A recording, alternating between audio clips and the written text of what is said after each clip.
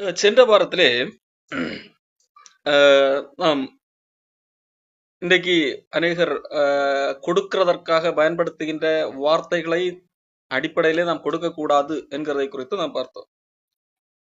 வேதாகமத்திலிருந்து அதற்காக தாங்கள் பெற்றுக்கொள்வதற்காக பல்வேறு விதமான உபாய தந்திரங்களை வேதாவசனத்தை காட்டி கூட பயன்படுத்துகிறவர்கள் உண்டு. அப்படி கொடுக்கக்கூடாது, அந்த அடிப்படையில கொடுக்கக்கூடாது. நாம் எப்பொழுதுமே எனக்கு ஏதோ ஒன்று கிடைக்கும் என்கின்ற எதிர்பார்ப்பின் அடிப்படையிலே நாம் கொடுக்கக்கூடாது. அது தவறு என்று சொல்லி பார்த்தோம். மாறாக நாம் எப்பொழுதும் அன்பின் அடிப்படையிலே, இரக்கத்தின் அடிப்படையிலே நாம் செயல்பட வேண்டும் என்று பார்த்தோம். இந்த நாளிலே கூட நாம் கொடுக்க வேண்டும் என்கிறதை குறித்து தான் பார்க்க போகிறோம். பொதுவாக வேதாகமம் கிறிஸ்தவத்தின் அடிப்படையே கொடுக்கிற ஒன்றாக இருக்கிறது. காரணம், கிறிஸ்தவம் எப்படி ஆரம்பித்தது? கொடுத்ததினால் தான் ஆரம்பித்தது. பிதாவானவர் தம்முடைய குமாரனை நமக்காக கொடுத்தபடியால் தான் கிறிஸ்தவம் உருவானது. இல்லை என்றால் இன்றைக்கு கிறிஸ்தவம் கிடையாது. கிறிஸ்துவை பிதாவானவர் கொடுத்தார். அப்ப கிறிஸ்தவத்தின் அடிப்படையே கொடுத்தல் தான். இப்போ இந்த கிறிஸ்தவத்தின் அடிப்படை கொடுத்தல் அப்படி என்று இருக்கும்போது நாம் எதை கொடுக்க வேண்டும், யாருக்கு கொடுக்க வேண்டும் என்கிறதை குறித்து அறிந்து கொள்ள வேண்டியது அவசியமாக இருக்கிறது. அதே போல யாருக்கு கொடுக்க கூடாது என்கிறதை குறித்தும் நாம் புரிந்து கொள்ள வேண்டியது அவசியமாக இருக்கிறது. நாம் எதை கொடுக்க வேண்டும்? வேதாகமம் பல காரியங்களை சொல்லி இருக்கிறது. முதலாவது, கடவுளிடத்திலிருந்து நாம் என்ன எதை பெற்றுக் கொள்ளுகிறோம்? முதலாவது தேவனுடைய அன்பை பெற்றுக்கொண்டோம். தேவன் அன்பு கூர்ந்ததினால், நம்மை மன்னித்ததினால், அவர் இரக்கத்தின் அடிப்படையில நாம் அவரிடத்திலே மீட்கப்பட்டோம். அப்போ நாம் கொடுக்கும்போது அதே காரியத்தை, அன்பை கொடுக்க வேண்டும் என்கிறதையும் நாம் பார்க்கிறோம். இரக்கத்தை, குணாதிசயங்களை நாம் கொடுக்க வேண்டும். நம்மை கொடுக்க வேண்டும். பவுல் அப்போஸ்தலன் சொல்லும் போது ரோமர் 12ஆம் அதிகாரம் 1 வசனத்திலே சொல்லும் போது, ஆகையால் நீங்கள் உங்கள் சரீரங்களை ஜீவ பலியாக ஒப்புக் கொடுக்க வேண்டும் என்று சொல்லி உங்களை வேண்டிக் கொள்கிறேன், தேவனுடைய இரக்கங்களை முன்னிட்டு வேண்டிக் கொள்கிறேன், இதுதான் புத்தியுள்ள ஆராதனை என்பதாக சொல்லுகிறார். அப்போ நம்மையே ஆண்டவருக்கு கொடுப்பதற்கு உரியவர்களாக இருக்கிறோம். நம்மையே கொடுக்கிறோம் என்று சொன்னால் நம்முடையவைகளையும் கொடுப்பதற்கு உரியவர்களாக இருக்கிறோம். அப்போ இந்த காரியங்கள் எல்லாம் நாம் கொடுக்க வேண்டும். குணாதிசயத்தை கொடுக்க வேண்டும், நம்மை கொடுக்க வேண்டும், நம்முடையவைகளை கொடுக்க வேண்டும். சரி, இப்போ யாருக்கு கொடுக்க வேண்டும்? முதலாவது கடவுளுக்கு கொடுக்க வேண்டும். சரி, அதை போக யாருக்கு கொடுக்க வேண்டும்? முதலாவது அன்பின் அடிப்படையில நாம் கொடுக்க வேண்டும் என்று பார்த்தோம். ஆனால் ஒரு காரியம் கண்டிப்பாக கட்டளையின் அடிப்படையிலே நாம் கொடுக்க வேண்டிய அவசியம் இருக்கிறது.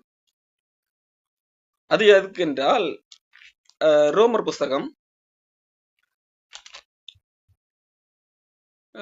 14ஆம் அதிகாரத்திலே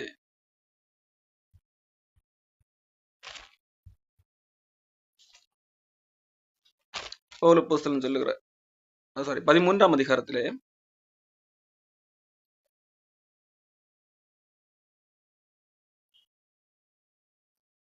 7ஆம் வசனம், யாவருக்கும் செலுத்த வேண்டிய கடமைகளை செய்யுங்கள். எவனுக்கு வரி செலுத்த வேண்டியதோ அவனுக்கு வரியையும், எவனுக்கு தீர்வையை செலுத்த வேண்டியதோ அவனுக்கு தீர்வையும் செலுத்துங்கள் என்பதாக சொல்லப்பட்டிருக்கிறது. இது அரசாங்கத்துக்கு தன் அதிகாரத்துக்கு மேலாக இருக்கிறவர்களை குறித்து 13ஆம் அதிகாரம் பேசிக் கொண்டு வருகிறது. அப்பொழுது பவுல் அப்போஸ்தலன் சொல்லுகிற வார்த்தை.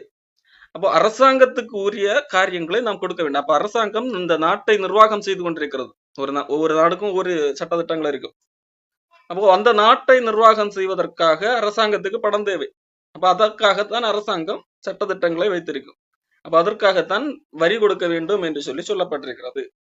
அப்போ அதற்காக ஒவ்வொரு பொருட்கள் மீது வரி விதிக்கப்பட்டிருக்கிறோம். ஒரு குறிப்பிட்ட பொருளின் விலை இவ்வளவு என்றால் அதிலிருந்து ஒரு குறிப்பிட்ட சதவிகிதம் வரியாக கட்ட வேண்டும். அதற்கு அந்த வரிக்கான பணம் அரசாங்கத்துக்கு போகும். ஒரு வாகனம் ஏதாவது வாங்குகிறோம் என்றாலும் அதுல இந்த வரி எல்லாம் சேர்ந்ததாகத்தான் இருக்கு. இது போக அதிக அளவிலே சம்பாதிக்கிறவர்களுக்கு வருமான வரி என்று சொல்லி இருக்கிறது. அந்த வருமான வரி என்னது, அந்த அவர்கள் எவ்வளவு சம்பாதிக்கிறார்களோ அதற்கு ஏற்றபடி 10%, 20%, 30% என்றெல்லாம் வரி கட்ட வேண்டும். அப்போ இது அரசாங்கம் நியமித்திருக்கிறது. இந்த அரசாங்கம் நியமித்திருக்கிறது ஒரு கட்டளை, சட்டம். இந்த சட்டம் சார்ந்து நாம் செயல்பட வேண்டும். ஏன் சட்டம் சார்ந்து செயல்பட வேண்டும்?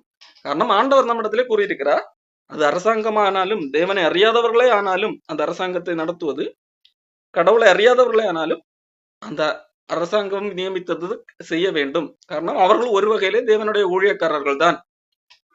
ஒரு நாட்டை நிர்வாகம் செய்கிறவர்களும் தேவனுடைய ஊழியக்காரர்கள் தான் என்று சொல்லி ரோமர் 13ஆம் அதிகாரத்திலே 4ஆம் வசனம் சொல்லுகிறது. உனக்கு நன்மை உண்டாகும் பொருட்டு அவன் தேவ ஊழியக்காரனாக இருக்கிறான் என்று சொல்லி சொல்லப்பட்டிருக்கிறது. அப்ப அரசு அதிகாரிகளை குறித்து இங்கே சொல்லப்பட்ட ஒரு காரியம். அந்த நாட்களிலே இவ்வளவுக்கும் பவுல் எழுதும் போதும் சரி, இயேசு கிறிஸ்து வாழ்ந்த காலத்திலும் ரோமர்கள் தான் யூதர்களையும் ஆட்சி செய்து கொண்டிருந்தார்கள். அவர்கள் உண்மையான தேவனை பின்பற்றுகிறவர்கள் அல்ல. ஆனாலும் ஆண்டவர் இயேசு கிறிஸ்து என்ன சொன்னார்? ராயனுக்குரியதை ராயனுக்கு கொடுங்கள் என்பதாக சொல்லுகிறார். அப்போ வரியை செலுத்தும்படியாகத்தான் சொல்லுகிறார், வரி கட்டக்கூடாது அப்படியெல்லாம் சொல்லவில்லை. பவுலப்போஸ்தலன் வாழ்ந்த காலத்திலும் அங்கே ரோமர்களுக்கு தான் வரி கட்ட வேண்டும். அதை எவனுக்கு கட்ட வேண்டியதோ அவனுக்கு கட்டுங்கள் என்பதாக சொல்லுகிறார். யாருக்கு எந்தெந்த வரியை கட்ட வேண்டுமோ அந்தந்த வரியை கட்ட வேண்டும். ஒவ்வொருவருக்கும் ஒவ்வொரு விதமான வரிகள் இருக்கும். அப்போ அரசாங்கத்துக்கு உரியவைகளை நாம் கொடுக்க வேண்டும், ஏமாற்றக்கூடாது என்பதை நாம் புரிந்து கொள்ள வேண்டும். அடுத்ததாக தேவனுக்கு நாம் கொடுக்க வேண்டும் என்று பார்த்தோம். நம்முடையவைகளை கொடுக்க வேண்டும், அவருக்கு நன்றி உள்ளவர்களாக நன்றி கொடுக்க வேண்டும், நம்முடைய ஆராதனை கொடுக்க வேண்டும், நம்முடைய வாழ்க்கையை அர்ப்பணிக்க வேண்டும். இது எல்லாமே நன்றி உணர்வின் காரணமாக. அடுத்ததாக மக்களுக்கு கொடுக்கிறதை குறித்து வேதாகம் அதிகமாக சொல்லுகிறது.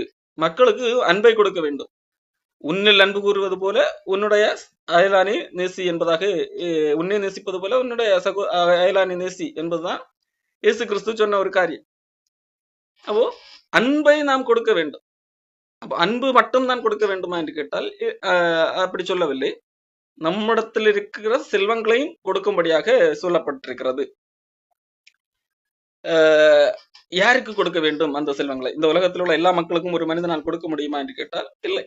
அது யோவான் புஸ்தகம் 1 யோவான் புஸ்தகம் 3ஆம் அதிகாரத்திலே 17ஆம் வசனத்திலே சொல்லப்பட்டிருக்கிறது. ஒருவன் இவ்வுலக ஆஸ்தி உடையவனாக இருந்து, இந்த உலகத்திலே அவனுக்கு ஆஸ்தி எல்லாம் இருக்கிறது, செல்வங்கள் இருக்கிறது, தன் சகோதரனுக்கு குறைச்சல் உண்டென்று கண்டு தன் இருதயத்தை அவனுக்கு அடைத்து கொண்டால் அவனுக்குள் தேவ அன்பு நிலை கொள்வது எப்படி என்று சொல்லி யோவான் கேள்வி கேட்கிறார். அப்போ யாருக்கு கொடுக்க வேண்டும்? குறைச்சல் உள்ளவர்களுக்கு கொடுக்க வேண்டும். ஒருவனுக்கு கொடுப்பதற்கு இருக்கிறது, இன்னொருவனுக்கு குறைச்சலாக இருக்கிறது, அது காண்கிற இடத்துல இருக்கிறது. அப்போ அந்த குறைச்சல் உள்ளவர்களுக்கு கொடுக்க வேண்டும் என்பதாக நாம் பார்க்கிறோம். லூக்கா புஸ்தகத்திலே இயேசு கிறிஸ்து கூட இதை குறித்து சொல்லியிருப்பார். லூக்கா 6ஆம் அதிகாரத்திலே இயேசு கிறிஸ்து சொல்லிக் கொண்டு வரும்போதே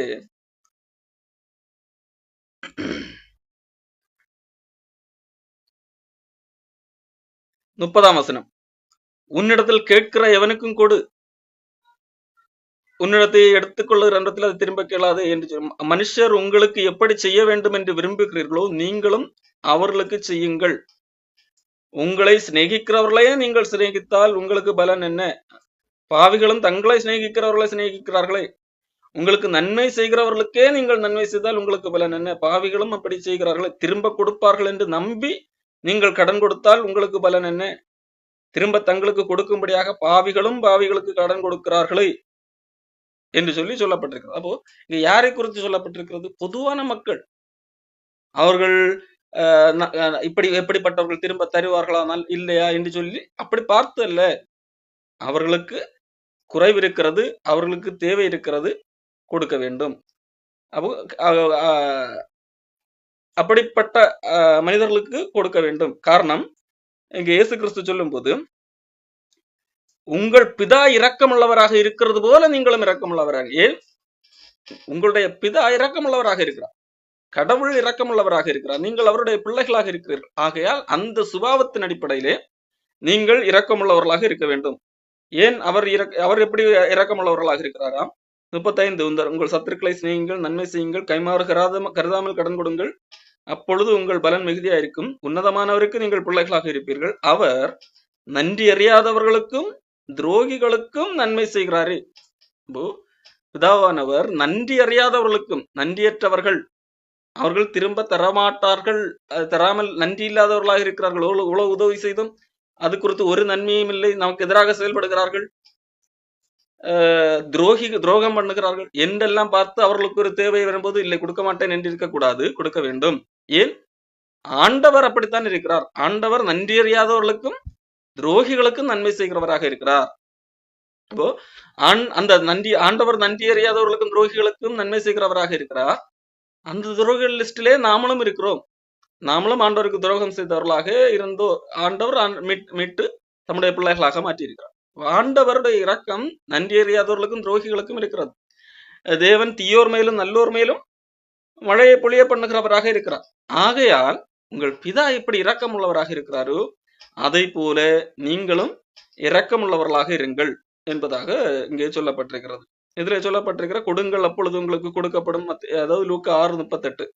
அமுக்கி குலுக்கி சரிந்து விழும்படி நன்றாய் அளந்து உங்கள் மடியிலே போடுவார்கள், நீங்கள் எந்த அளவினால் அளக்கிறீர்களோ அந்த அளவினால் உங்களுக்கு அளக்கப்படும் என்றார்.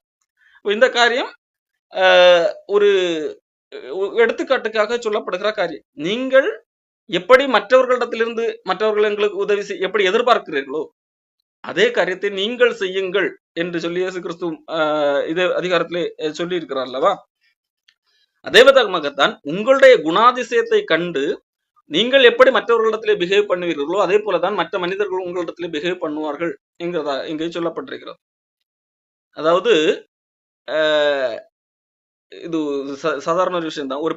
ஒரு மனிதர்கள் மற்ற பக்கத்து வீட்டிலே போய் ஏதாவதும் நீங்கள் ஒரு குறைவு இருக்கிறது, ஒரு உதாரணத்துக்கு ஒரு சின்ன விஷயமாக வைத்துக் கொள்வோமே, ஒரு அரிசி அங்கு குறைவு இருக்கிறது என்று வைத்துக் கொள்ளும். நீங்கள் ஒரு நாழி எனக்கு தெரியுமா, எப்படி சொல்லலாம்,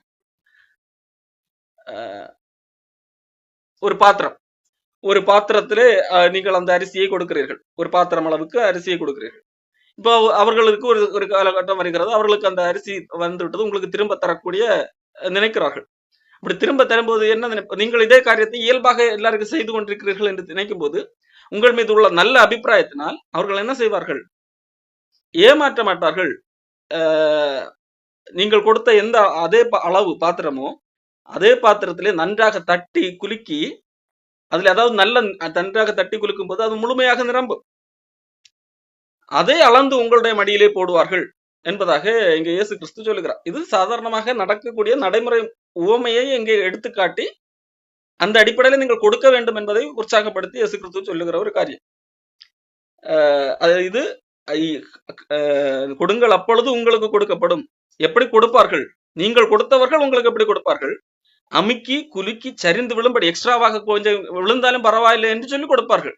இது எந்த அடிப்படையில்? உங்களுடைய குணாதிசயத்தை மற்றவர்கள் புரிந்து கொள்ள வேண்டும். புரிந்து கொண்டால் அப்படி கொடுப்பார்கள் அல்லவா? அந்த அளவிற்கு நீங்கள் கொடுக்கிறவர்களாக இருக்க வேண்டும் இயல்பாக. இதைத்தான் இயேசு கிறிஸ்து இங்கே சொல்ல வருகிறார். சரி, அப்போ இது மக்களுக்கு இப்படி கொடுக்க வேண்டும் என்கிறதை குறித்து பார்க்கிறோம். அடுத்ததாக பார்க்கும்போது கலாத்தியர் புஸ்தகத்திலே பவுல் அப்போஸ்தலன் ஒரு காரியத்தை சொல்லுகிறார். கலாத்தியர் 6ஆம் அதிகாரத்திலே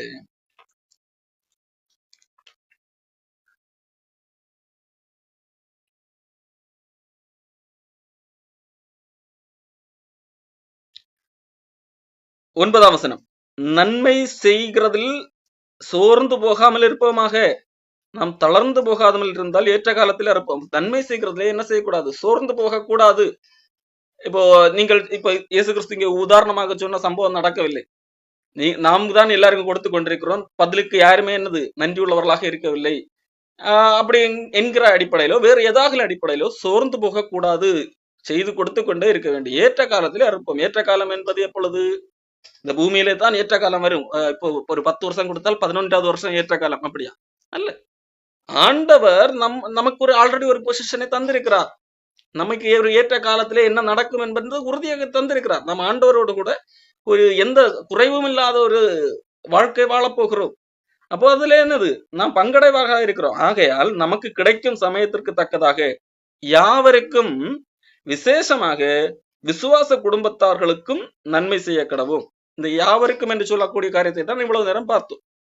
நமக்கு யாவருக்கும் நன்மை செய்ய கடவும். அதுல குறிப்பாக கொஞ்சம் விசேஷமாக யாருக்கு நன்மை செய்ய, விசுவாச குடும்பத்தார்களுக்கு நன்மை செய்ய கடவோம். அதாவது இயேசு கிறிஸ்துவை ஏற்றுக்கொண்டது நிமித்தம் சிலர் துன்பம் அனுபவிக்கலாம், சிலர் கஷ்டம் அனுபவித்துக் கொண்டிருக்கலாம், பாடுபட்டு கொண்டிருக்கலாம்.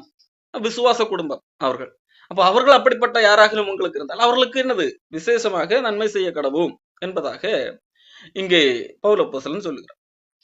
அப்போ இயேசு கிறிஸ்துவை ஏற்றுக்கொண்டது நிமித்தம், அவர்கள் விசுவாசிகளாக மாறினது நிமித்தம் ஒருத்தருக்கு குறைவு இருக்கிறது, அவர்கள் தேவையில இருக்கிறார்கள் என்று தெரியும் போது அவர்களுடைய குறைவை நிறைவாக்கும்படியாக நாம் அவர்களுக்கு கொடுக்கத்தக்கவர்களாக இருக்க வேண்டும்.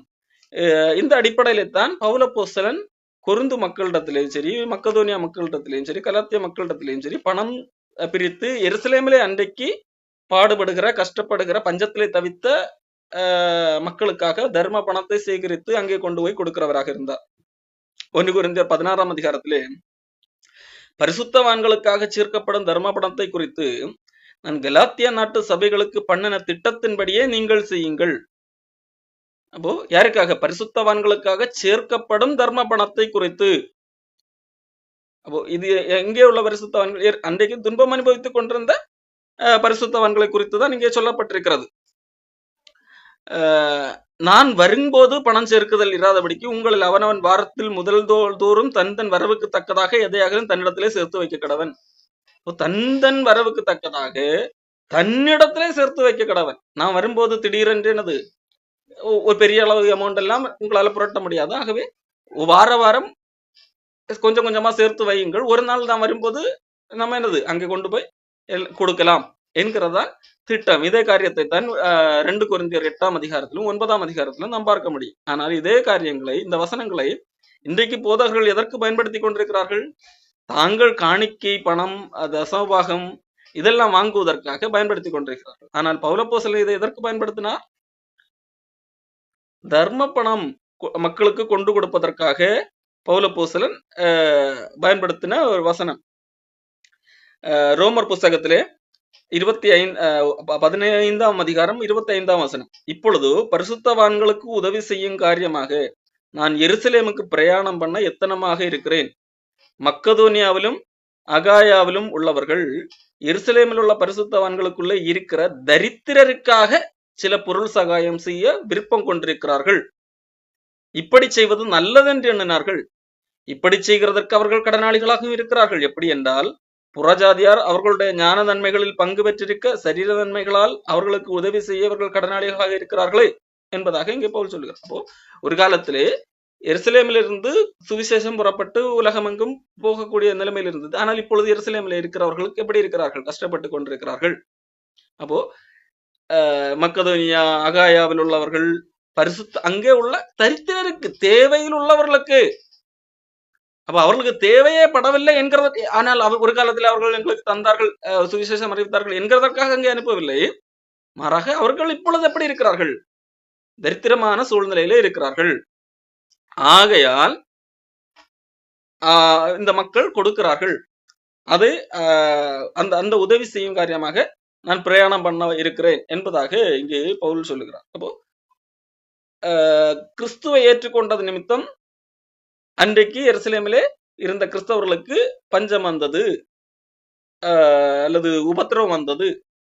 ரோமர்களால் உபத்திரவம் இருந்தது, யூதர்களால் உபத்திரவம் இருந்தது. இப்படி எல்லா இடங்களிலும் நெருக்கப்பட்டு கொண்டிருந்த அந்த சூழ்நிலை அவர்களுக்கு உதவி செய்யும்படியாக ஒரு திட்டம் போட்டு அவர்களுக்காக பணம் சேகரித்து அங்கே கொண்டு செல்லப்படுகிறது. அப்போ இதை சொல்லப்படுகிறது, எல்லாருக்கும் கொடுக்க வேண்டும், யாருக்கெல்லாம் தேவையில் இருக்கிறார்களோ கொடுக்க வேண்டும். அதே போல இயேசு கிறிஸ்துவை ஏற்றுக்கொண்டது நிமித்தம் யாரெல்லாம் கஷ்டப்படுகிறார்களோ அவர்களுக்கும் விசேஷமாக கவனிக்க வேண்டும் என்பதாக இங்கே பவுல் அப்போஸ்தலன் சொல்லுகிறார். அடுத்ததாக இதிலே 1 தீமோத்தேயு புஸ்தகத்திலே நான் படிக்கும்போது 1 தீமோத்தேயு 5ஆம் அதிகாரத்திலே பவுல் அப்போஸ்தலன் சொல்லுகிற ஒரு காரியம் இருக்கிறது.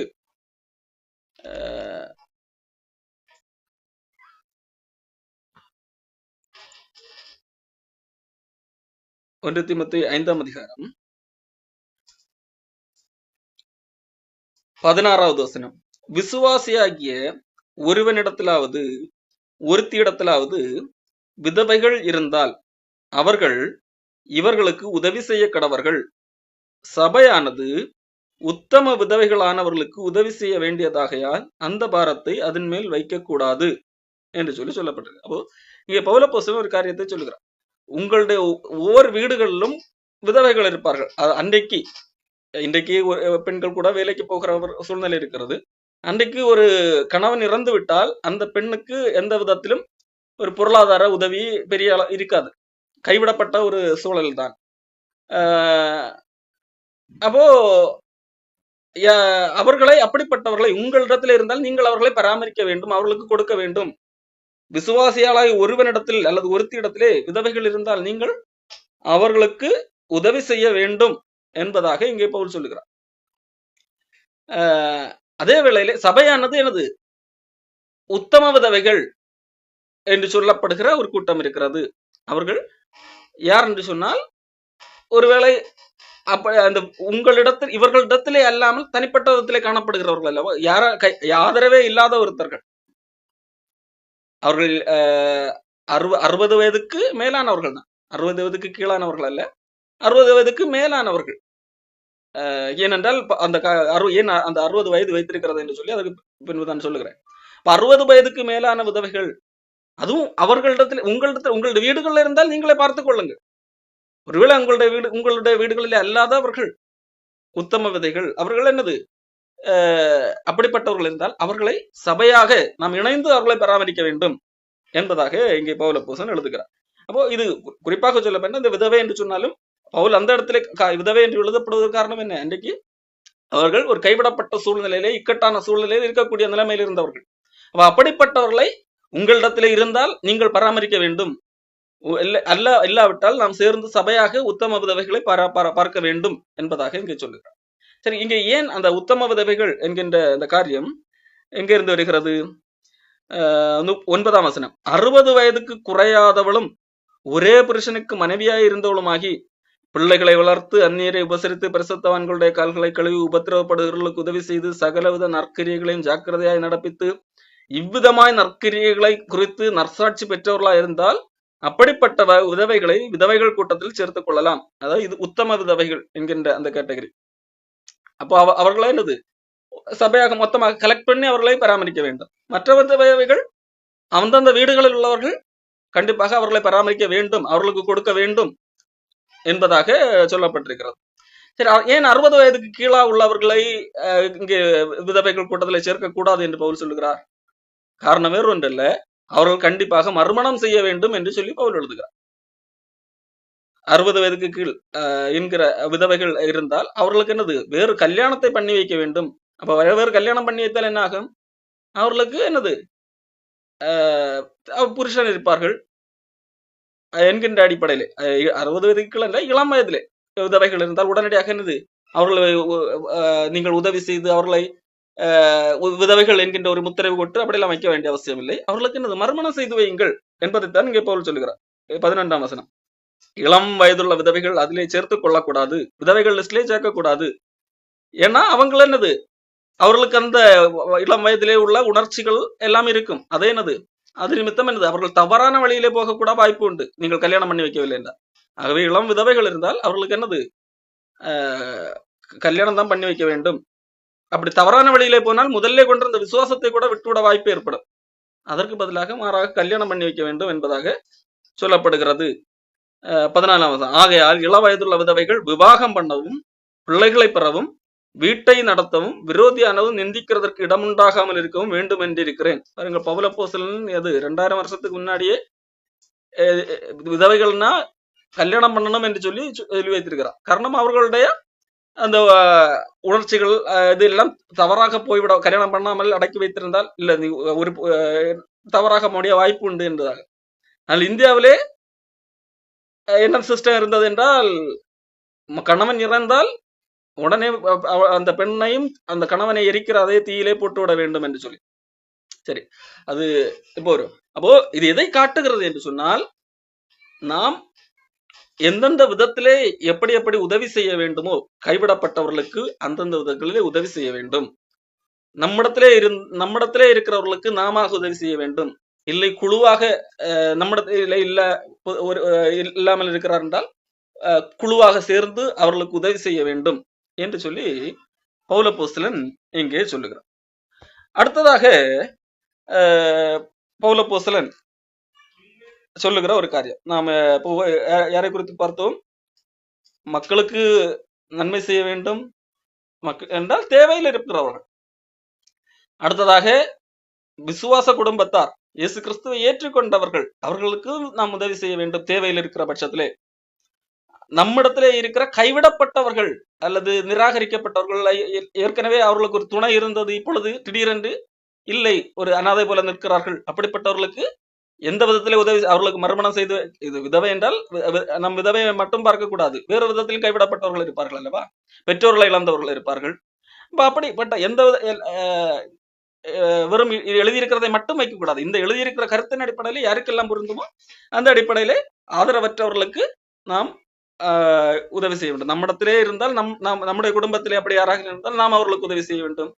இல்ல பொதுவாக நம்முடைய கூட்டங்களிலே பொதுவாக ஒருத்தர் இருந்தால் நாம் இணைந்து அவர்களுக்கு உதவி செய்யக்கூடியவர்களாக இருக்க வேண்டும். இதைத்தான் அங்கு பவுலப்போஸ்தலன் சொல்லுகிறார்.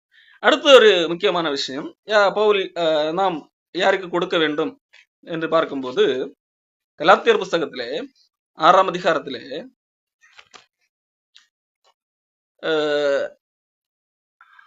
6ஆம் வசனம், திருவசனத்தில் உபதேசிக்கப்படுகிறவன் உபதேசிக்கிறவனுக்கு சகல நன்மைகளிலும் பகிர்ந்து கொடுக்க கடவன் என்பதாக இங்கே கலாத்தியர்ல சொல்லப்பட்டிருக்கு. அப்போ உபதேசிக்கிறவன், திருவசனத்திலே உபதேசிக்கிறவன், திருவசனத்திலே உபதேசிக்கப்படுகிறவன்.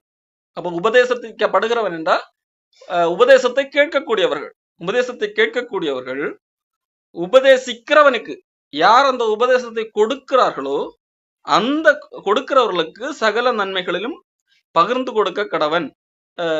மேலும் சில ஒரு வசனங்களை படிப்பேன். 1 தீமோத்தேயு புஸ்தகம் 5ஆம் அதிகாரத்திலே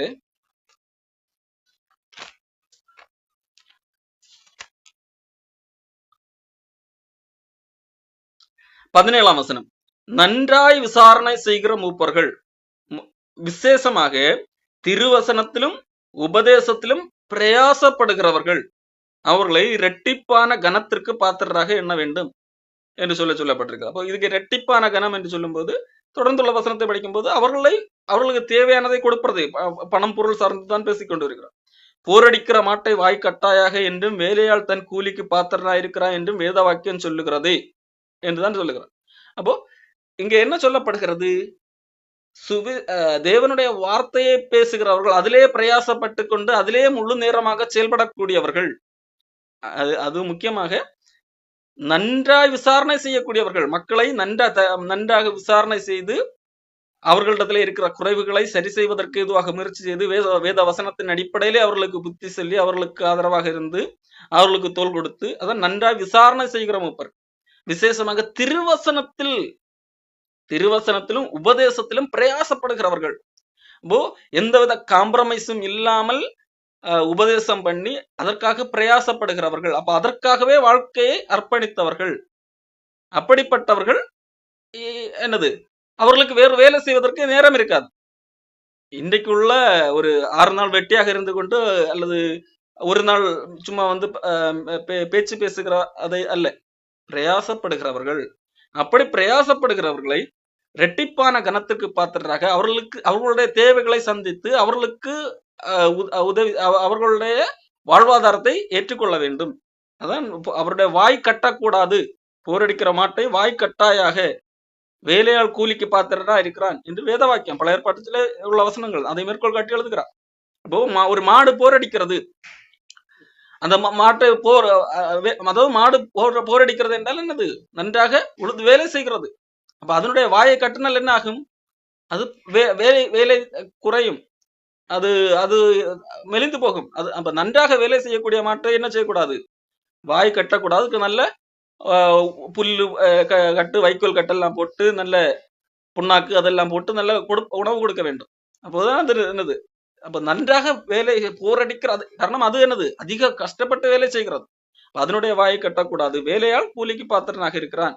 அந்த அடிப்படையிலே முழு நேரமாக ஆண்டவருக்காக பிரயாசப்படுகிறவர்களை, திருவசனத்திலும் உபதேசத்திலும் பிரயாசப்படுகிறவர்களை இரட்டிப்பான கனத்திற்கு பாத்திரராக எண்ண வேண்டும் என்பதாக இங்கே பவுல் சொல்லுகிறார். அப்போ இந்த அடிப்படையிலே நாம் என்ன செய்ய வேண்டும்? கொடுக்கிறவர்களாக இருக்க வேண்டும். இப்போ இதுல எல்லா இடங்களிலும் ஒரு காரியம் கரெக்ட் சரியாக இருக்கிறது. இது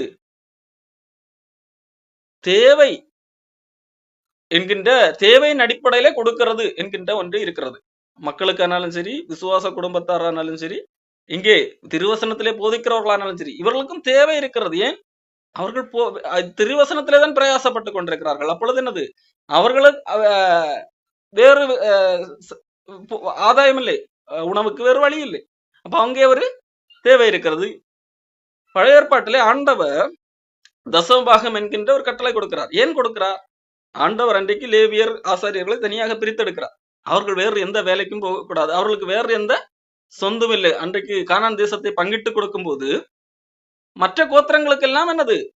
நிலங்கள், ஆடு மாடுகள் இதெல்லாம் வளர்த்து சுதந்திரம் இருக்கிறது. அவர்கள் என்ன செய்யலாம்? அவர்களுக்கு நிலபலன்கள் சுதந்திரமாக கொடுக்கப்பட்டது. ஆனால் லேவியருக்கு மாத்திரம் கொடுக்கப்படவில்லை. அப்ப அவர்களுடைய வாழ்வாதாரத்திற்காக அப்ப அவர்கள் இங்கே குறைவுள்ளவர்களாக இருக்கிறார்கள். ஏன்? ஆண்டவர் வேலை செய்ய வேண்டும் என்று ஆண்டவர் அவர்களை பிரித்தெடுக்கிறார். ஆகவே அங்கே குறைவுள்ளவர்களாக இருக்கிறபடியால் தான் அவர்களுக்கு மற்றவர்கள் எல்லாம் 10% கொடுக்க வேண்டும் என்று சொல்லப்பட்டது. அப்போ அது அன்றைக்கு பழைய ஏற்பாட்டில் கொடுத்தது கட்டளையாக கொடுக்கப்பட்டது. ஆனால் இங்கே நமக்கு சொல்லப்பட்டது கட்டளையாக அல்ல, அன்பின் அடிப்படையிலே, இரக்கத்தின் அடிப்படையிலே. காரணம், ஆண்டவர் அந்த அன்பை காண்பித்திருக்கிறார், ஆண்டவர் நமக்கு இறங்கி இருக்கிறார். அப்போ நாம் அதை புரிந்து செயல்பட வேண்டும் என்கிறதாக நாம் வேதாகமத்திலிருந்து கற்றுக்கொள்கிறோம். சரி, இதுல மக்களுக்கு பொதுவாக மக்களுக்கு கொடுக்க வேண்டும். விசுவாச குடும்பங்களிலே தேவைப்பட்டவர்களுக்கு கொடுக்க வேண்டும். அதிலே ஆதரவற்ற கைவிட்டவர்கள் இருந்தால் அவர்களுக்கு உதவி செய்ய வேண்டும். தனியாக என்றால் தனியாக, குழுவாக என்றால் குழுவாக. அடுத்ததாக திருவசனத்திலே போதிக்கிறவர்களுக்கு கொடுக்க வேண்டும். நன்றாய் விசாரணை செய்து திருவசனத்திலும் உபதேசத்திலும் பிரயாசப்படுகிறவர்களுக்கு கொடுக்க வேண்டும். அப்போ இது எல்லாம் மனிதர்களுக்கு கொடுக்கிறது. அப்போ கடவுளுக்கு கொடுக்கிறது எது என்று சொல்லி நாம் ஏற்கனவே பார்த்தோம், நம்மையே கொடுக்க வேண்டும். ஆனால் இன்னொரு விஷயம், இந்த நாம் கடைசி சொன்ன இந்த மக்களுக்கு கொடுக்கிறது, இந்த மக்களுக்கு கொடுக்கிறதும் கடவுளுக்கு கொடுத்ததாகத்தான் கணக்கு. இயேசு கிறிஸ்து என்ன சொன்னார்? இந்த சிறியர்கள் ஒருவருக்கு நீங்கள் எதை செய்தீர்களோ அதை எனக்கே செய்தீர்கள். ஏழைக்கு இறங்குகிறவன் கர்த்தருக்கு கடன் கொடுக்கிறான். இப்போ கடவுளுக்கு கொடுக்கிறது என்று மக்களுக்கு கடவுளுக்கு கொடுக்கிறது என்று சொல்லும் போது கடவுளுக்கு நேரடியாக கொடுக்கிறது இல்லை. நாம் இவ்வளவு நேரம் பேசினேன், இந்த மக்களுக்கு செய்கிற செயல் எல்லாமே அது கடவுளுக்கு கொடுக்கிறது தான். சிலர் என்ன சொல்வார்கள்? எங்களுக்கு கொடுத்தால்தான் அது கடவுளுக்கு கொடுத்தது, ஏழைகளுக்கு கொடுத்தது அதெல்லாம் கடவுளுக்கு கொடுத்ததிலே சேராது என்பதாக சொல்வார்கள். அவர்கள் எல்லாம் ஏமாற்றுக்காரர்கள். மக்களுக்கு இரக்கத்தின் அடிப்படையில, அன்பின் அடிப்படையிலே, கடவுளுடைய அன்பை புரிந்து கொண்டதன் அடிப்படையில நாம் யாருக்கு தேவையில் உள்ளவர்கள் என்று அடிப்படையில கொடுக்கிறோமோ அது எல்லாமே தேவனுக்கு கொடுக்கிறது தான். சரி, அடுத்ததாக சுவிசேஷத்திற்காக, சுவிசேஷம் பரவுவதற்காக நாம் கொடுக்க வேண்டும். அதாவது நம்மை விசாரிக்கிறவர்கள் மட்டுமல்ல, அவர்கள் நம்மை விசாரிக்கவில்லை, ஆனால் அவர்கள் சுவிசேஷ வேலை செய்கிறார்கள், ஆனால் அவர்களுக்கு குறைவு இருக்கிறது என்று நாம் அறிந்தால் நாம் அங்கு அவர்களுக்கும் கொடுக்க வேண்டும். பவுலுக்கு இப்படிப்பட்ட ஒரு சம்பவம் வருகிறது. பவுல் அது கொரிந்து மக்களிடத்திலே என்ன சொல்லுகிறார்? 2 கொரிந்தியர் 11ஆம் அதிகாரத்திலே 8-9 வசனத்திலே பவுல் கொரிந்து மக்களிடத்துக்கு ஊழியம் செய்கிறார். கொரிந்து மக்களுக்கு ஊழியம் செய்த போது அந்த கொரிந்து மக்களிடத்திலிருந்து ஒரு பணத்தையும் பெற்றுக் கொள்ளவில்லை. அவர்களாகவும் பவுலுக்கு தேவை இருக்கும் என்று சொல்லி கொடுக்கவும் இல்லை, பவுலும் கேட்கவில்லை. ஆனால் பவுலுக்கு வேறு சபைகளிலிருந்து அவருக்கு பணம் அல்லது பொருள் உதவி கொடுக்கப்பட்டது. 2 கொரிந்தியர் 11ஆம் அதிகாரம் 8-9 வசனங்களிலே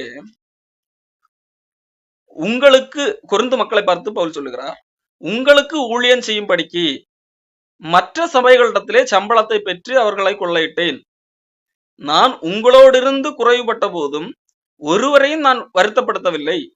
மக்கதோனியாவிலிருந்து வந்த சகோதரர் என் குறைவை நிறைவாக்கினார்கள். எவ்விதத்திலேயும் உங்களுக்கு பாரமாயிராதபடிக்கு ஜாக்கிரதையாக இருந்தேன், இனிமேலும் ஜாக்கிரதையாக இருப்பேன். அப்போ இப்பொழுது பவுல் கொரிந்து பகுதியிலே ஊழியம் செய்து கொண்டிருக்கும் போது மக்கதோனியாவிலே ஊழியம் செய்யவில்லை. மக்கதோனியாவிலே ஊழியம் செய்திருக்கிறார், வேறு பகுதிகளில் ஊழியம் செய்திருக்கிறார். ஆனால் கொரிந்து பகுதியிலே ஊழியம் செய்த போது யாருக்கு பணம் கொடுத்தது? வேறு மற்ற சபைகள் மக்கதோனியாவில இருந்து வந்தெல்லாம் கொடுத்திருக்கிறார்கள். எனக்கு குறைவு ஏற்பட்ட போது நான் உங்களிடத்துல கேட்க கூட இல்லை. ஆனா மக்கதோனியாவில இருந்து வந்து சகோதரர் என்னுடைய குறைவை நிறைவாக்கினார்கள் என்பதாக இங்கே பவுல் சொல்லுகிறார். அப்போ இது எந்த அடிப்படையிலே? இங்கே கொரிந்து மக்களிடம் இது கொரிந்து மக்களுக்கு சுவிசேஷம் சத்தியம் சொல்லப்பட வேண்டும் என்கிறதற்காக எங்கிருந்து சம்பந்தம் இல்லாத மக்கள் கொடுக்கிறார்கள். முதலாவது நாம் பார்த்தது நன்றாய் விசாரணை செய்கிற சம்பந்தப்பட்டவர்கள் எங்களுக்கு போதித்து எங்களை சரியாக நடத்துகிறார்கள், எங்களுக்கு நன்றாக ஆண்டவருடைய வசனத்தை கற்று இதற்காக பிரயாசப்பட்டு கொண்டிருக்கிறார்கள் என்கின்ற அடிப்படையில உள்ள அவர்களை கொடுக்கிறது. ஆனால் இங்கே நேரடி தொடர்பு கிடையாது. நேரடியாக இவர்கள் இந்த பவுல் யாரோட தொடர்பு? கொரிந்து மக்களுக்கு தான் போதித்துக் கொண்டிருக்கிறார். ஆனால் இன்னொரு சபை மக்கள் கொடுக்கிறவர்களாக இருக்கிறார்கள், என்னுடைய குறைவை நிறைவாக்குகிறவர்கள். அப்போ சுவிசேஷ ஊழியத்திற்காக கொடுக்கிறது. இதே போலத்தான் பிலிப்பு சபையும் இதே போன்ற ஒரு காரியத்தில் ஈடுபட்டதாக நாம் பார்க்க முடியும். பிலிப்பியர் 4ஆம் அதிகாரத்திலே 10ஆம் வசனம், என்னை விசாரிப்பதற்கு நீங்கள் இப்பொழுது மறுபடியும் மனமலர்ந்தபடியினால் கர்த்தருக்குள் மிகவும் சந்தோஷப்பட்டேன். இப்படி செய்ய எண்ணம் கொண்டிருந்தீர்கள், சமயம் மாத்திரம் உங்களுக்கு கிடைக்கவில்லை.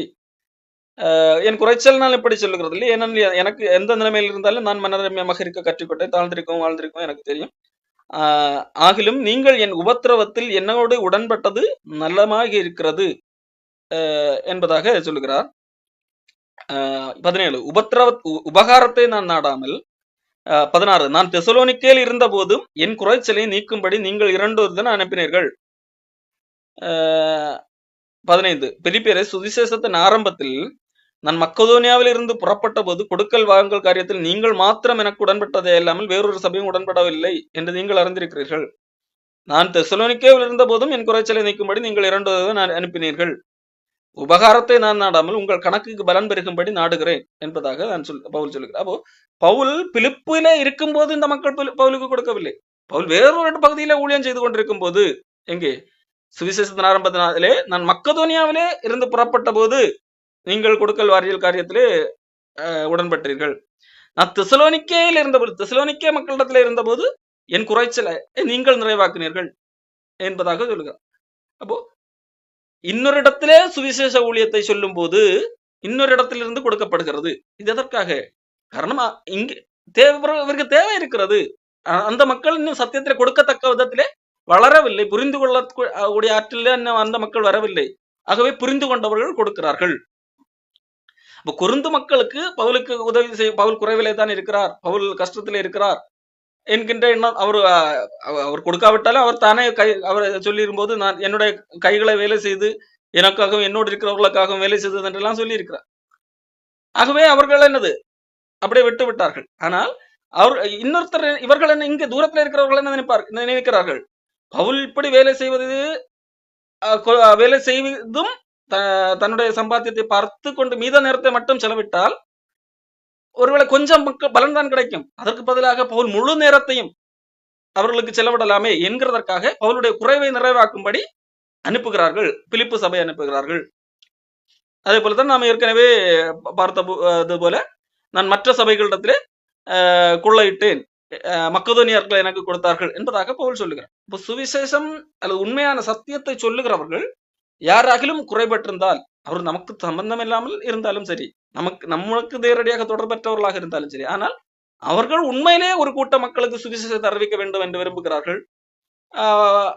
அப்படிப்பட்டவர்கள் குறைவில் இருக்கிறார்கள் என்றால், உண்மையிலே பிரயாசப்படுகிறவர்கள் ஏமாற்றுக்காரர்கள் அல்ல என்றால் கண்டிப்பாக என்னது அவர்களுக்கு குறைவுபட்டால் அவர்கள் குறைவை நீக்கலாம். காரணம் பவுல் இங்கே என்ன சொல்லுகிறார், ஏன் கொடுக்க வேண்டும்? உபகாரத்தை நாடாமல்.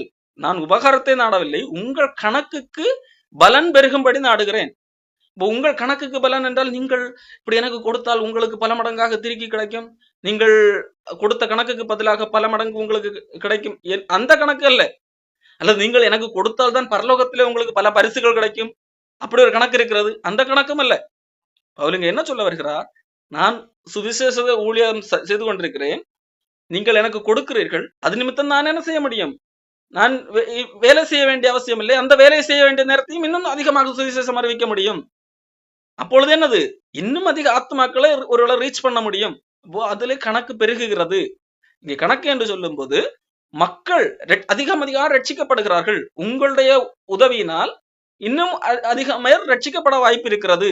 அதான் பவுல் சொல்லுங்க. அப்போ இந்த அதற்காக நீங்கள் கொடுக்கிறீர்கள். அது மற்றபடி நான் உபகாரத்தை நாட வேண்டும் என்று சொல்லி நான் விரும்பவில்லை. உங்களுடைய கணக்குக்கு பலன் ஆத்துமாக்கள் இன்னும் அதிகமாக பெருக வேண்டும் என்பதாக நான் விரும்புகிறேன் என்பதாக பவுல் சொல்கிறார். இவ்வளவு நேரம் இப்படி இந்த அடிப்படையில நாம் கொடுக்கிறவர்களாக நாம் காணப்பட வேண்டும். அடுத்ததாக முக்கியமாக ஒன்று காரியம், யாருக்கு கொடுக்க கூடாது என்பதையும் நாம் அறிந்து கொள்ள வேண்டும். நாம் கொடுக்க வேண்டும் என்பதை அறிகிறது போல யாருக்கு கொடுக்க கூடாது என்பதையும் நாம் அறிந்திருக்கிறவர்களாக இருக்க வேண்டும். சோம்பேறித்தனத்தை ஊக்குவிக்கும்படியாக நாம் கொடுக்க கூடாது. அவர்கள் தேவையில் இருந்தால் கொடுக்கலாம், ஆனால் அவர்கள் வேண்டுமென்றே அது நிமித்தம் சோம்பேறித்தனம் உள்ளவர்களாக மாறுகிறார்கள் எனும்போது அதை கொடுக்க கூடாது என்பதை புரிந்து கொள்ள வேண்டும். தெசலோனிக்கேயர் புஸ்தகத்திலே பவுல் இதைத்தான் சொல்லுகிறார்.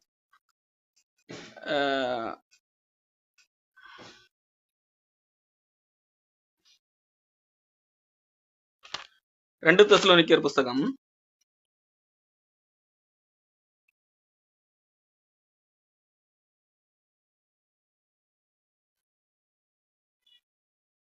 10ஆம் வசனம். ஒருவன் வேலை செய்ய மனதில்லாதிருந்தால் அவன் சாப்பிடவும் கூடாதென்று நாங்கள் உங்களிடத்தில் இருந்தபோது உங்களுக்கு கட்டளையிட்டோமே. உங்களில் சிலர் யாதொரு வேலையும் செய்யாமல் வீண் அலுவற்காரராய் ஒழுங்கற்று திரிகிறார்கள் என்று கேள்விப்படுகிறோம். இப்படிப்பட்டவர்கள் அமைதலோடு வேலை செய்து தங்கள் சொந்த சாப்பாட்டை சாப்பிட வேண்டும் என்று நம்முடைய கர்த்தராகிய இயேசு கிறிஸ்துவினாலே அவர்களுக்கு கட்டளையிட்டு புத்தி சொல்லுகிறோம் என்று சொல்லி இங்கே பவுல் சொல்லுகிறார். அதை தொடர்ந்து உடனடியாகவே சொல்லுகிறார், நன்மை செய்கிறதே சோர்ந்து போகாமல் இருங்கள் சொல்லுகிறார். ஆனால் அதே வேளையிலே பவுல் சோம்பேறித்தனத்தை ஊக்குவிக்கிறது கிடையாது. வேலை செய்யக்கூடிய ஆற்றல் இருக்கிறது, ஆனால் அது செய்யாமல் வேணுமென்றே சோம்பேறி யாதொரு வேலையும் செய்யாமல் வீண் அலுவற்காரராய் ஒழுங்கற்று திரிகிறார்கள் என்று கேள்விப்படுகிறோம். அப்படிப்பட்டவர்கள் என்னது, அவர்களுடைய சோம்பேறித்தனத்தை ஊக்குவிக்கும்படியாக நாம் கொடுத்து கொண்டே அவர்களை கெடுக்கக்கூடாது. பல பெற்றோர்கள் தங்களுடைய பிள்ளைகளை அப்படி கெடுப்பதுண்டு. கல்லூரி முடித்து என்னது அவர்கள் அதே வேலைக்கு போகாமல் ஊர் சுற்றி கொண்டே திரிப்பார்கள். சில பிள்ளைகள் அவர்களை என்னது முயற்சி செய்வது கூட இல்லை, சும்மா பைக் வாங்கி கொண்டு கொடுத்து விடுவார்கள், அதை வைத்து சுற்றி கொண்டு திரிவார்கள். அப்போ வீண் நல்வர்காரராய் சுற்றி கொண்டு திரிவார்கள். அப்படிப்பட்டதை ஊக்குவிக்க கூடாது. இப்படிப்பட்டவர்கள் என்ன செய்ய வேண்டும், அமைதலோடு வேலை செய்து தங்கள் சொந்த சாப்பாட்டை சாப்பிட வேண்டும். சொந்த சாப்பாடு என்றால் அடுத்தவர்கள் கொடுக்கிற சாப்பாடு அல்ல, அடுத்தவர்களிடத்திலிருந்து பெற்று சாப்பிடுகிறதல்ல, தாங்கள் வேலை செய்து சம்பாதித்த பணத்திலிருந்து சாப்பிட வேண்டும். இதுதான் பவுல் கொடுக்கிற கட்டளை. ஆகவே இதிலிருந்து தெரிகிற ஒரு காரியம், சோம்பேறித்தனத்தை ஊக்குவிக்கும்படியாக கண்டிப்பாக கொடுக்க கூடாது என்கிற ஒரு காரியத்தை பவுல் அப்போஸ்தலன் இங்கே சொல்லுகிறார். இரண்டாவது, கள்ள ஊழியர்களுக்கு கொடுக்க கூடாது. ஏற்கனவே நான் சொன்னேன், திருவசனத்தை போதிக்கிறவர்களுக்கு கொடுக்க வேண்டும் என்று சொன்னேன். அதே வேளையிலே சிலருக்கு கொடுக்க கூடாது என்கிறதையும் நாம் புரிந்து கொள்ள வேண்டும்.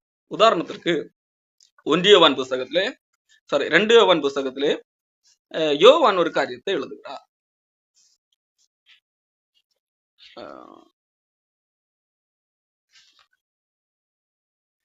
9ஆம் வசனம். கிறிஸ்துவின் உபதேசத்திலே நிலைத்திராமல் மீறி நடக்கிற எவனும் தேவனை உடையவன் அல்ல. கிறிஸ்துவின் உபதேசத்தில் நிலைத்திராமல் மீறி நடக்கிற எவனும் தேவனை உடையவன் அல்ல. கிறிஸ்துவின் உபதேசத்தில் நிலைத்திருக்கிறவனோ பிதாவையும் குமாரனையும் உடையவன். ஒருவன் உங்களிடத்திலே வந்து இந்த உபதேசத்தை கொண்டு வராமல் இருந்தால், ஒரு ஊழியக்காரன் என்று சொல்லி வருகிறான், ஆனால் நாம் கற்றுக்கொண்ட இந்த உபதேசத்தை கொண்டு வராமல் வேறொரு உபதேசத்தை கொண்டு வருகிறான். இந்த வேதாகமத்தை புரட்டி தவறாக போதிக்கக்கூடிய ஒரு உபதேசத்தை கொண்டு வருகிறான். கிறிஸ்துவின் உபதேசத்திலே நிலைத்திராமல் வேறொரு உபதேசத்தை கலப்பாய் கொண்டு வருகிறான். அப்படி என்றால் உங்கள் வீட்டிலே வருகிறான் என்றால் அவனை ஊழியக்காரனாக ஏற்றுக்கொள்ளக் கூடாது. அவனை உங்கள் வீட்டுக்குள்ளே ஏற்றுக்கொள்ளாமலும் அவனுக்கு வாழ்த்துதல் சொல்லாமலும் இருங்கள். அவனுக்கு வாழ்த்துதல் சொல்லுகிறவன் அவனுடைய துர்க்கிரியைகளுக்கும் பங்குள்ளவனாகிறான். அப்போ அவனுக்கு வாழ்த்துதல் சொல்லாமல் இருக்கிறது என்றால் வாழ்த்துதல் சொல்லக்கூடாது, அப்ப பணம் கொடுக்கலாம் என்று நீங்கள் பொருள் கொள்ளக்கூடாது. வாழ்த்து சொல்லவில்லை என்றால் அவனுக்கு என்னது, பணமும் எந்த எதுவும் கொடுக்க கூடாது என்கிறது. அவோ வாழ்த்துதல் சொன்னால் என்னது, அவனுடைய துர்க்கிரியைகள், நீ போ, உன்னுடைய பேச்செல்லாம் நன்றாக இருக்கிறது, இதை எல்லாருக்கும் போய் பரப்பு என்று சொன்னால் என்னது, அவனுக்கு நான் உடன்படுகிறேன், அவனுடைய கள்ளோபதேசத்துக்கு நான் உடன்படுகிறேன் என்ற அர்த்தம். அப்போ அந்த கள்ளோபதேசத்துக்கு நான் பணம் கொடுக்கிறேன் என்றால், உன்னுடைய உபதேசம் எல்லாம் நல்லா இருக்கிறது, இந்த இவ்வளவு பணத்தை காணிக்கையாக வைத்துக்கொள் என்று கொடுக்கிறேன் என்றால் அவனுடைய உபதேசத்துக்கு நான் உடன்படுகிறேன் என்ற அர்த்தம். அப்போ யாருக்கு கொடுக்க கூடாது, இந்த கள்ள உபதேசத்துக்கு கொடுக்க கூடாது என்கிறதை நாம் புரிந்து கொள்ள வேண்டும். அடுத்ததாக, சரி, நான் ஏற்கனவே பார்த்தோம், கொடுக்க வேண்டும் என்று பார்த்தோம். அப்போ கொடுக்க கூடாது என்கிறதை அறிவதற்காக நாம் கொடுக்க வேண்டியவர்கள், அதாவது இந்த உபதேசத்திலே உபதேசிக்கிறவனுக்கு கொடுக்க வேண்டும் என்று பார்த்தோம் அல்லவா. இந்த உபதேசிக்கிறவன் எந்த மாதிரி இருந்தால் கொடுக்க வேண்டும், எப்படிப்பட்ட உபதேசிக்கு கொடுக்க வேண்டும், அதுக்கு பவுல் அப்போஸ்தலன் ஒரு காரியத்தை சொல்லுகிறார். அப்போஸ்தலர் 20ஆம் அதிகாரம் 17 படிக்கிறேன். மிலேத்துவிலிருந்து அவன் எபேசுவுக்கு ஆள் அனுப்பி சபையின் மூப்பரை வரவழைக்கிறான். இப்போ மூப்பர்கள் அல்லது கண்காணிகள், பாஸ்டர் என்கிறவர்களை வரவழைக்கிறான். நான் ஏற்கனவே பார்த்தேன், மூப்பர்களுக்கு அல்லது உபதேசிக்கிறவர்களுக்கு கொடுக்க வேண்டும் என்று பார்த்தோம். இப்ப அப்படிப்பட்டவர்களை வரவழைத்து பவுல் ஒரு புத்திமதி சொல்லுகிறான். என்ன, 33, ஒருவனுடைய வெள்ளியை ஆகிலும் பொன்னை ஆகிலும் வஸ்திரத்தை ஆகிலும் நான் இச்சிக்கவில்லை. நான் என்ன பாருங்கள், நான் ஒருத்தனுடைய பொன் வெள்ளி வஸ்திரம் எதையும் நான் ஆசைப்படவில்லை. நீங்கள் அறிந்திருக்கிறபடி எனக்கும் என்னுடனே கூடி இருந்தவர்களுக்கும் வேண்டியவைகளுக்காக இந்த கைகளை வேலை செய்தது. இப்படி பிரயாசப்பட்டு பலவீனரை தாங்கவும் வாங்குகிறதை பார்க்கலும் கொடுக்கிறதே பாக்கியம், கொடுக்கிறதே ஆசீர்வாதம் என்று கர்த்தராகிய இயேசு சொன்ன வார்த்தைகளை நினைக்கவும் வேண்டும் என்று எல்லா விதத்திலும் உங்களுக்கு காண்பித்தேன் என்றான். பவுல் அப்போஸ்தலன் மூப்பர்களை வரவழைத்து சொல்லுகிறான், நான் உங்களுக்கு ஒரு மாதிரியை காண்பித்திருக்கிறேன். என்ன, நான் யாருக்குடையதையும் எதையும் ஆசைப்படவில்லை, யாருக்குரிய பொருளையோ ஆசைப்படவில்லை, யாரிடத்திலும் எதுவும் கேட்கவும் இல்லை. மாறாக எனக்கு குறைவு வந்த போது இந்த கைகள் தான் வேலை செய்து எனக்காகவும் என்னோடு கூட இருந்தவர்களுக்காகவும் நான் வேலை செய்வதற்கு தயங்கவில்லை. மாறாக நான் கேட்க தயங்கினேனே அன்றி நான் வேலை செய்வதற்கு தயங்கவில்லை. அதன் பொருள். அப்போ இந்த அடிப்படையிலே நான் பிரயாசப்பட்டிருக்கிறேன். வாங்குகிறத, மற்றவர்களிடத்திலிருந்து வாங்குகிறதை பார்க்கலும் என்னிடத்திலிருந்து கொடுப்பதையே ஆசீர்வாதம் என்று இயேசு கிறிஸ்து சொன்னபடி நான் காண்பித்திருக்கிறேன். அப்போ இது யாருக்கு சொன்னது? மூப்பர்களுக்கு சொன்னது. அப்போ மூப்பர்களுக்கு சொன்னது என்றால் இதை மூப்பர்கள் பின்பற்ற வேண்டும். இப்படிப்பட்ட மனநிலையிலே பின்பற்றக்கூடியவர்களுக்கு கொடுக்க வேண்டும். மற்றபடி தாத்தா என்று கேட்கிறவர்களுக்கு கொடுக்க கூடாது. கொடுக்க வேண்டும் என்று பார்த்தோம். யாருக்கு கொடுக்க வேண்டும்? கேட்காதவர்களுக்கு கொடுக்க வேண்டும். காரணம், பவுல் மூப்பர்களுக்கு அப்படித்தான் சொல்லுகிறார், நீங்கள் கேட்கிறவர்களாக இருக்கக்கூடாது, நீங்கள் வாங்குகிறவர்களாக இருக்கக்கூடாது. அதாவது உங்களுடைய மனநிலை வாங்க வேண்டும் என்று இருக்கக்கூடாது. ஒருவேளை யாருமே தரவில்லை, நீ கேட்டாதானே தருவாங்க, கேட்காம யாரும் தரமாட்டாங்க இல்லையா, அவங்களாவே அறிஞ்சப்படி தருவாங்க. அப்படின்னா நீ வேலை செய்யணும். அப்போ அவர்களாக தர்றதுக்கு அப்படி யாருமே இல்லை அப்படின்னா வர வழியில் நான் கேட்டுதானே ஆகணும். அப்படி அல்ல, நீ வேலை செய்யணும். இதுதான் நான் மாதிரியாக காண்பித்தேன் என்பதாக பவுல் சொல்லுகிறார். அப்போ கொடுக்க வேண்டும். யாருக்கு கொடுக்க வேண்டும்? இந்த மனநிலையில இருக்கிற ஊழியக்காரர்கள் இருந்தால் கொடுக்க வேண்டும். அப்போ இதைத்தான் பவுல் அப்போஸ்தலன் சொல்லுகிறார். 1 கொரிந்தியர் 9ஆம் அதிகாரத்திலே இது போன்ற காரியங்களை சொல்லுகிறார். 12ஆம் வசனம், மற்றவர்கள் உங்களிடத்திலே இந்த அதிகாரத்தை செலுத்தினால், அதாவது அன்றைக்கு கொரிந்து மக்களிடத்திலே சில கள்ள அப்போஸ்தலர்கள் வந்து, பவுல் எல்லாம் அப்போஸ்தலன் கிடையாது, நாங்கள் தான் அப்போஸ்தலன் சொல்லி குழப்பிக் கொண்டிருந்தார்கள், அதிகாரம் செலுத்தி கொண்டிருந்தார்கள். அப்போ பவுல் சொல்லுகிற காரியம், அந்த அவர்கள் எல்லாம் உங்களிடத்துல இந்த அதிகாரத்தை செலுத்தினால் அவர்களை காட்டிலும் நாங்கள் தான் அதிக அதிக அதிகாரம் செலுத்த முடியும். காரணம், உங்களுக்கு அதிகமான உண்மையை போதித்தது யார்? நாங்கள். அப்படி இருந்தும் கிறிஸ்துவின் சுவிசேஷத்திற்கு யாதொரு தடையும் உண்டாகாதபடி நாங்கள் இந்த அதிகாரத்தை செலுத்தாமல் எல்லா பாடும் படுகிறோம். அந்தபடியே சுவிசேஷத்தை அறிவிக்கிறவர்களுக்கு சுவிசேஷத்தினால் பிழைப்பு உண்டாக வேண்டும் என்று கர்த்தரும் கட்டளையிட்டிருக்கிறார். அப்படி இருந்தும் நான் இவைகளில் ஒன்றையும் அனுபவிக்கவில்லை, இப்படி என்று நடக்க வேண்டும் என்று நான் எழுதவும் இல்லை என்பதாக பவுல் சொல்லுகிறார். அப்போ பவுல் எதன் அடிப்படையில் தங்கள் எனக்கு அதிகாரம் இருக்கு, நான் போதிக்கிறேன், ஆகவே இவர்களிடத்திலிருந்து வாங்கி சாப்பிட அதிகாரம் இருக்கிறது என்கின்ற அடிப்படையிலே நான் கொடுங்கள் என்று கண்டிப்பாக கொடுத்ததான் கொடுத்தாத அவங்களுக்கு ஆசீர்வாதம், கொடுக்கலன்னு அவங்களுக்கு சாபம் என்று பேசக்கூடாது. அப்படி பேசுகிறவர்கள் யாராக இருப்பார்கள்? பவுலப்போஸ்தலனை போல உண்மையானவர்களாக இருக்க மாட்டார்கள், அவர்கள் கள்ளர்களாக இருப்பார்கள். அவர்தான் பவுல் சொல்லுகிறார், அப்படிப்பட்ட கள்ளர்கள் உங்களிடத்தில் அதிகாரம் செலுத்தினாலும் நாங்கள் தானே அதிகாரம் செலுத்த முடியும், ஆனாலும் நாங்கள் அப்படி செலுத்துவது இல்லை. காரணம், அது சுவிசேஷத்துக்கு தடையாக வரும். சுவிசேஷத்துக்கு தடையாக வருகிற ஒரு காரியத்தை உண்மையான ஊழியர் செய்ய மாட்டார். ஆகவே நாம் கொடுக்க வேண்டும். ஆனால் வாங்குகிறவர்கள் எப்படிப்பட்ட மனநிலையுடையவர்களாக இருக்கிறவர்களாக இருக்க வேண்டும்? மக்களிடத்திலிருந்து பெற்று நான் பெரிய பணக்காரனாக வேண்டும் என்கின்ற மனநிலையில இல்லாதவர்களாக இருக்க வேண்டும். தெசலோனிக்கே புத்தகத்திலே 3ஆம் அதிகாரம் 2 தெசலோனிக்கர் 3,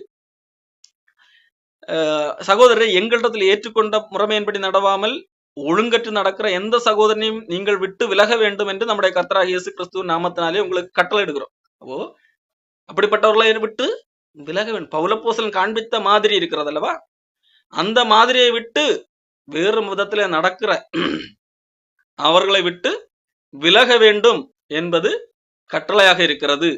காரணம், ஒருவனிடத்திலும் இலவசமாய் சாப்பிடாமல் உங்களில் ஒருவனுக்கும் பாரமாயிராதபடிக்கு இரவும் பகலும் பிரயாசத்தோடும் வருத்தத்தோடும் வேலை செய்து சாப்பிட்டோம். உங்கள் மேல் பாரத்தை வைப்பதற்கான அதிகாரம் எங்களுக்கு இல்லை என்பதனால் அப்படி செய்யாமல் நீங்கள் எங்களை பின்பற்றும்படிக்கு நாங்கள் உங்களுக்கு மாதிரியா இருக்க வேண்டும் என்றே அப்படி செய்தோம் என்பதாக. இப்போ பவுல் என்ன செய்கிறார்? டபுள் வேலை செய்கிறார். ஒன்று தன்னுடைய தேவைக்காக உடல் உழைப்பு சார்ந்த வேலை செய்கிறார், இன்னொன்று சுவிசேஷ வேலையும் செய்கிறார். இப்போ சுவிசேஷ வேலை செய்கிறதுக்கு என்னது, அதுக்கு வாங்கி சாப்பிடுவதற்கு உரிமை இருக்கிறது. ஆனால் அந்த உரிமையை பயன்படுத்தவில்லை. அந்த உரிமையை பயன்படுத்தாமல் அதற்கு பதிலாக உடல் உழைப்பு சார்ந்த வேலையை கிடைக்கிற கேப்ல செய்கிறார். அப்போ இதுதான் உண்மையான ஊழியருடைய மனநிலையாக இருக்கும். ஆனால் சிலர் எப்படி இருப்பார்கள்? இழிவான ஆதாயத்தை இச்சிக்கிறவர்களாக இருப்பார்கள். அப்படிப்பட்டவர்களை குறித்து பவுலப்போஸ்தலன் சொல்லுகிறார், அப்படிப்பட்டவர்களுக்கு கொடுக்க கூடாது. ரோமர் புஸ்தகம் 16ஆம் அதிகாரத்திலே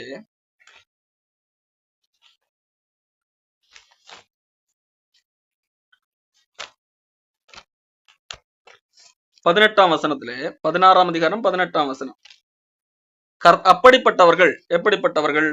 17ஆம் வசனம், அன்றியும் சகோதரரே, நீங்கள் கற்றுக்கொண்ட உபதேசத்திற்கு விரோதமாக பிரிவினைகளையும் இடர்களையும் உண்டாக்குகிறவர்களை குறித்து எச்சரிக்கையாக இருந்து அவர்களை விட்டு விலக வேண்டும் என்று உங்களுக்கு புத்தி சொல்லுகிறேன். நாம் கற்றுக்கொண்ட உபதேசம், கற்றுக்கொண்ட உபதேசம் இது இயேசு கிறிஸ்து அப்போஸ்தலர்கள் மூலமாக நமக்கு தரப்பட்ட இந்த வேதாகம உபதேசம். இந்த உபதேசத்துக்கு விரோதமாக கொஞ்சம் ட்விஸ்ட் பண்ணி அப்படி எல்லாம் பேசுகிறவர்கள் இருக்கிறார்கள், பிரிவினையை உண்டாக்கக்கூடியவர்கள் இருக்கிறார்கள், கள்ளப்போதர்கள். அப்படிப்பட்டவர்களுக்கு விட்டு விலக வேண்டும். மாறாக அவர்களுக்கு கொடுத்து கொண்டிருக்க கூடாது, அவர்களை வளர்த்து விடக்கூடாது. காரணம், அப்படிப்பட்டவர்கள் 18ஆம் வசனம், நம்முடைய கர்த்தராகிய இயேசு கிறிஸ்துவுக்கு ஊழியம் செய்யாமல், அவர்கள் கர்த்தராகிய இயேசு கிறிஸ்துவுக்கு ஊழியம் செய்கிறவர்கள் அல்ல, மாறாக தங்கள் வயிற்றுக்கே ஊழியம் செய்து நயவசனிப்பினாலும் இச்சக பேச்சினாலும் கபடில்லாதவர்களுடைய இருதயங்களை வஞ்சிக்கிறவர்களாக இருக்கிறார்கள். ஆகவே அப்படிப்பட்டவர்களுக்கு என்ன செய்யக்கூடாது? கொடுக்க கூடாது. பேதுரு 2 பேதுருவிலே 2ஆம் அதிகாரத்திலே கள்ளத்திற்க தரிசிகளை குறித்து சொல்லும் போது 3ஆம் வசனம், பொருளாசையுடையவர்களாய் தந்திரமான வார்த்தைகளால் உங்களை தங்களுக்கு ஆதாயமாக வசப்படுத்திக் கொள்வார்கள். அப்போ இது கள்ளப்போதர்கள், அவர்கள் உங்களை பயன்படுத்தி பணக்காரராக வேண்டும் என்கிறதற்காக கேட்டுக்கொண்டே இருக்கிறவர்கள் தந்திரமாக, நீங்க எங்களுக்கு கொடுத்தால் நீங்கள் அப்படி அவர்கள் இப்படி அவர்கள் ஒரு இப்படி சொல்வார்கள். இல்லை என்றால் நீங்கள் கொடுக்காவிட்டால் உங்களுக்கு சாபம், கடவுள் உங்களை அடித்து போடுவார், உங்களுக்கு மருத்துவமனையில தான் எல்லா காசும் கொண்டு போய் கொடுப்பீர்கள், இப்படியெல்லாம் பயமுறுத்துகிறவர்கள் இருப்பார்கள் அல்லவா? இப்படிப்பட்டவர்கள் பொருளாசைக்காரர்கள், இச்சகமான பேச்சினாலும் கபடில்லாதவர்களுடைய இருதயங்களை வஞ்சிக்கிறவர்களாக இருப்பார்கள். தங்கள் வயிற்று கூலியம் செய்ய அவர்களுக்கு கொடுக்க கூடாது. ஏன்? அவர்களை விட்டு விலக வேண்டும், அவர்களுக்கு கொடுத்து கொண்டிருக்க கூடாது. அடுத்ததாக பவுல் பட்டியலிடுகிற ஒரு பெரிய லிஸ்ட் இருக்கிறது. 2 கொரிந்தியர் 5ஆம் அதிகாரத்திலே ஒரு பெரிய லிஸ்டை போட்டுக்கிறார்.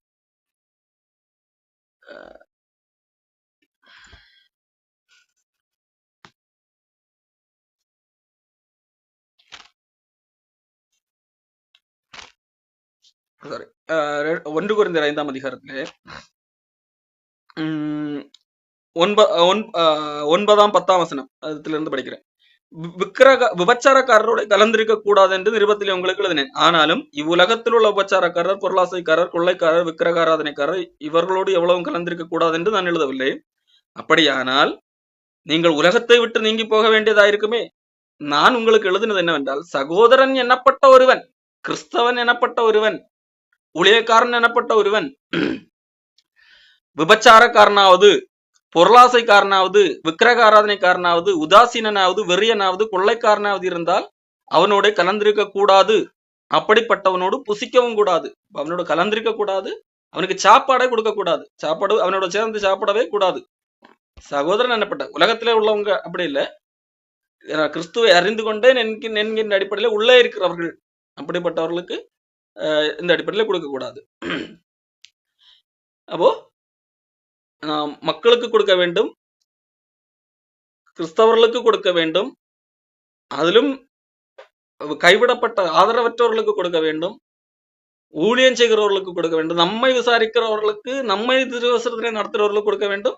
நமக்கு ஒருவேளை சம்பந்தம் இல்லாதவர்களாக இருக்கலாம், ஆனால் சுவிசேஷ ஊழியத்தினும் தான் கஷ்டப்படுகிறவர்களாக இருக்கலாம், அவர்களுக்கும் கொடுக்க வேண்டும். இது எல்லாமே அவர்களுக்கு தேவை இருக்கிற பட்சத்திலே, அவர்கள் கஷ்டப்படுகிறார்கள் என்கிற பட்சத்திலே, அவர்களுக்கு எல்லாம் இருக்கிறது என்றால் இருக்கிற இடத்திலே கொடுத்து கொண்டு, அப்படி அதெல்லாம் வேதாகமாக சொல்லவில்லை. இல்லாததன் இல்லை என்கிற அடிப்படையில தான் கொடுக்க சொல்லுகிறது.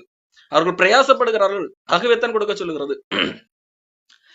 அப்போ அது அன்பின் அடிப்படையில கொடுக்கக்கூடியவர்களாக இருக்க வேண்டும். இதை கொடுத்தால் எனக்கு ஏதோ ஒரு கிடைக்கும் என்று சொல்லி ஒரு லாட்டரி சீட்டு போலவோ அல்லது ஒரு வட்டி கடை என்கிற அடிப்படையிலோ கொடுக்க கூடாது. இப்படி கொடுத்தால் 10 வருஷம் கழிஞ்சா எனக்கு இவ்வளவு கிடைக்கும் என்று சொல்லி ஒரு கால்குலேஷன் இருக்கும் அல்லவா, பேங்க்ல பணம் போடுகிறவர்களுக்கு. அந்த அடிப்படையில இல்ல, மாறாக அன்பின் அடிப்படையிலே, இரக்கத்தின் அடிப்படையில கொடுக்கிறவர்களாக இருக்க வேண்டும். கடைசியாக எப்படி கொடுக்க கூடாது என்கிறதா இயேசு கிறிஸ்துவே சொல்லியிருக்கிறார். வலது கை கொடுக்கிறது இடது கைக்கு தெரியக்கூடாது, பப்ளிசிட்டிக்காக கொடுக்க கூடாது. நாம் கொடுக்கிறது என்கிறது மற்றவர்களை, நான் கொடுக்கிறவர்கள் எனக்கு கீழே, நான் உங்களை காட்டில மேல நான் கொடுக்கிறேன் பாரு என்கிற ஒரு கர்வத்தின் அடிப்படையில கொடுக்க கூடாது. இன்னைக்கு பலர் கொடுக்கிறார்கள், கொடுக்கிறதாக வீடியோ எல்லாம் போடுகிறார்கள். ஏன்? தங்களை ஒரு கொடைவள்ளலாக காட்டிக்கொள்ளும்படியாக அல்ல அல்ல, அப்படி கொடுக்க கூடாது. நான் ஏற்கனவே சொன்னதுபடி அவர்கள் என்னுடைய சகோதரர்கள், ஏதோ எனக்கு என்னை அவர்களை கொஞ்சம் இந்த அளவுக்கு செல்வம் கொடுத்திருக்கிறார், எனக்கு இந்த உதவி செய்யக்கூட வாய்ப்பு இருக்கிறது என்கிற அடிப்படையில கொடுக்க வேண்டும். எனக்கு செல்வம் இருக்கிறதுனா நான் அவர்களை காட்டிலும் உயர்ந்தவன் அல்ல. பணத்தை வைத்து பணம் இல்லாதவர்கள் தாழ்ந்தவர்களும், பணம் இருக்கிறவர்கள் உயர்ந்தவர்களும் அப்படி நாம் நினைத்து விடக்கூடாது. வாய்ப்பு இருக்கிறது, கொடுக்கிறேன். அன்பு அந்த அன்பின் வெளிப்பாடாக இருக்க வேண்டும். ஆகவே இந்த அடிப்படையில கொடுப்போம். கொடுக்கிறது நம்முடைய குணமாக இருக்க வேண்டும். இது கட்டாயத்தின் பேரிலே அல்ல, இது ஏதோ ஒரு ஆதாயத்தின் பேரிலே அல்ல, மாறாக மன விருப்பத்தின் அடிப்படையிலே, அன்பின் அடிப்படையிலே இருக்க வேண்டும். இது கிறிஸ்தவத்தினுடைய அடிப்படை. இயேசு கிறிஸ்து கொடுத்தார், ஆகையால் நான் கொடுக்கிறேன். அவர் இரக்கமுள்ளவராக இருக்கிறார், நான் இரக்கமுள்ளவராக இருக்கிறேன் என்கின்ற அடிப்படையில் நம்முடைய ஈகை குணம் பெருக ஆண்டவர் ஆசீர்வதிப்பாராக.